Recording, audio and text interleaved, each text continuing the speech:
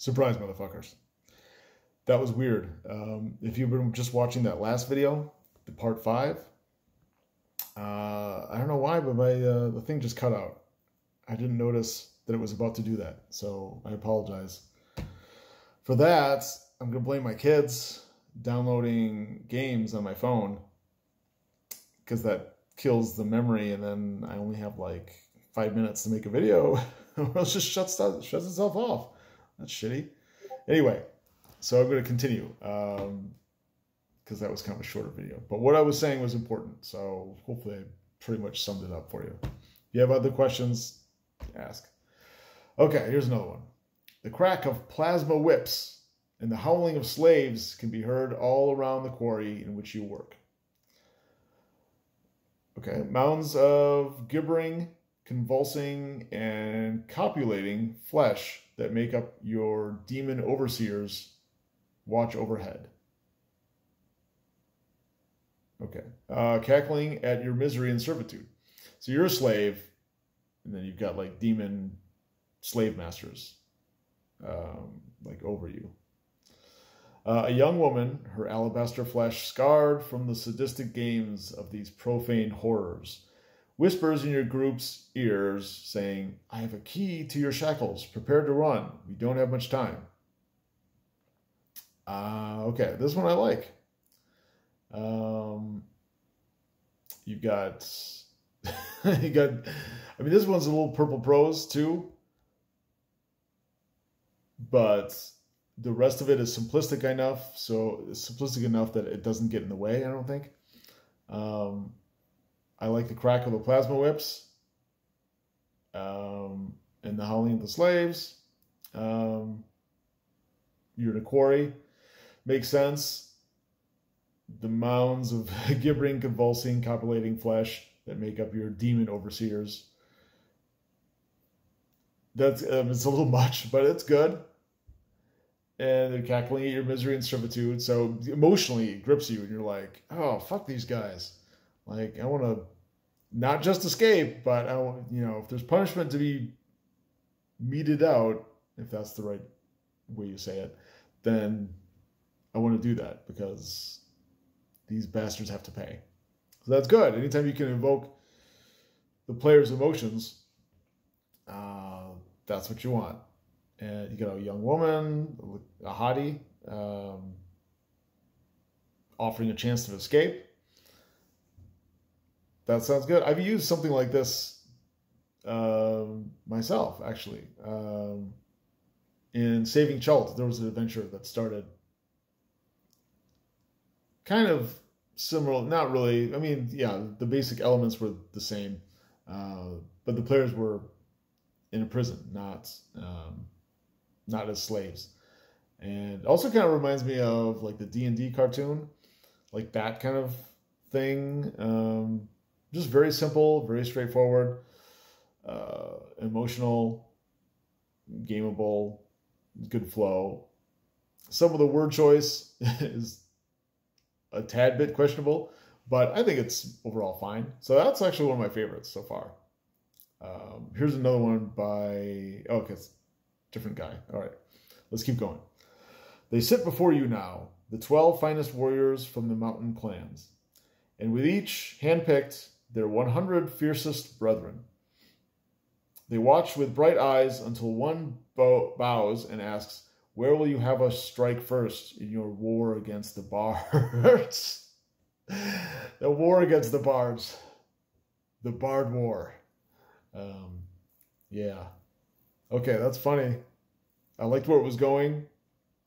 It was short, to the point, kind of, you know, sucked you in. And, and then it was very humorous at the end. Okay. I don't know how you roleplay that, or what kind of scenario that leads to, but yeah, I liked it. Okay, here's a really short one. So where were we? Oh, now I remember. You caused the apocalypse. Okay, context needed. That's a little too vague, open-ended. Yeah, you need more to go on.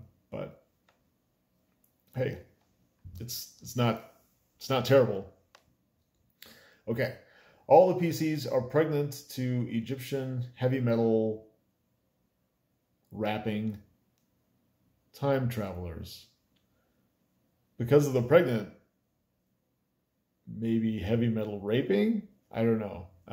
You are Sarah Connor of the Village of the Damned. Stygia, Hyboria. The DM will be running the adventure from E.G. Gygax's Necropolis book as Ving Rhames. Thank you very much. Okay. Next. Okay. You are second tier professional wrestlers, taking the bus from the Megadome Arena in some godforsaken town to tonight's Motel 6. Suddenly a brilliant light floods the bus as some huge metallic thing hovers over you, announcing that they are aliens, and they desperately need champions to fight for them in a war against cosmic evil. All they know about Earth is what they see on television, and they think that you really are larger than life characters you play in the ring. Okay, so he's provided more information than you would need or that you should have in order to make it work, sort of. I mean, you could present this as like, okay, you're professional wrestlers, Motel 6, you're on a bus, there's a huge metallic thing hovering above you,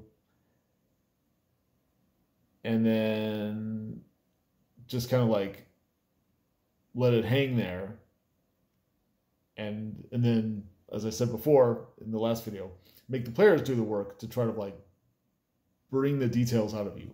They can ask questions, they can investigate, they can, talk to other people, or just go over there, or maybe they get out of the bus and they stand on the bus so they can get a better view, something like that.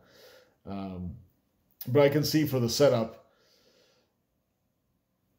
he's trying to like speed things ahead, which isn't necessarily a bad thing.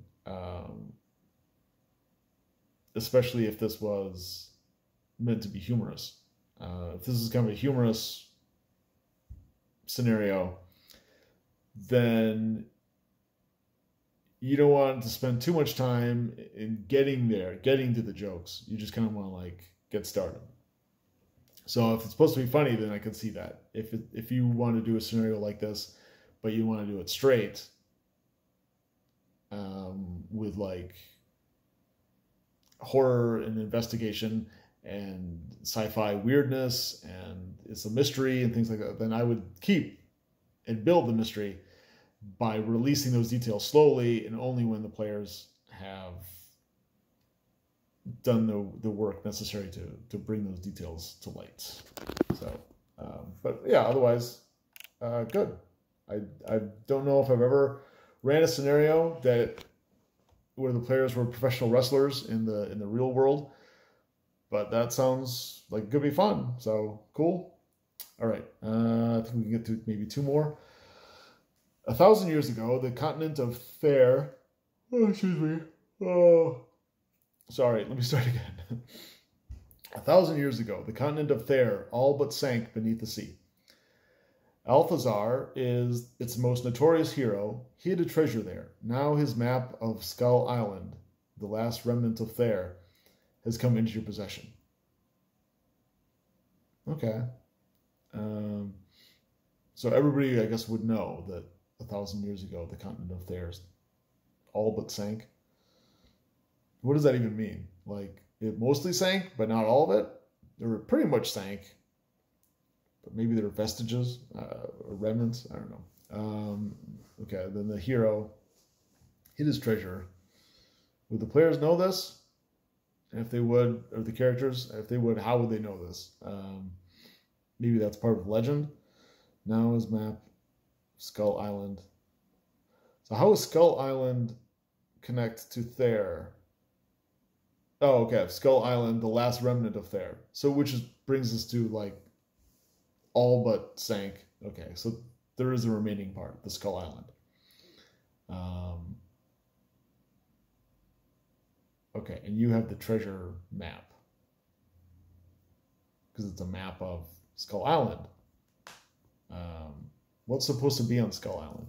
And I would not use, okay, if you're using like a made up word like there, which is cool, then I wouldn't use, in conjunction with that, I wouldn't use something like Skull Island, because that's not, Skull Island doesn't sound made up. It sounds like it's more realistic. It sounds like an actual place. But Thare, Thare, if you're curious, does sound made up.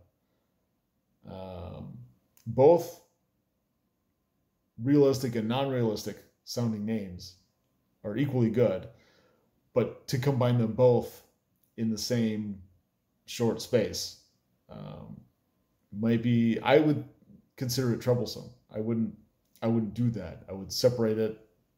If you want to stick with Skull Island, then come up with a different name for Thare. Or if you want Thare, then change Skull Island. All right, that's all I have time for because my freaking video is about to die. So anyway, stay strong. Don't let the bastards wear you down.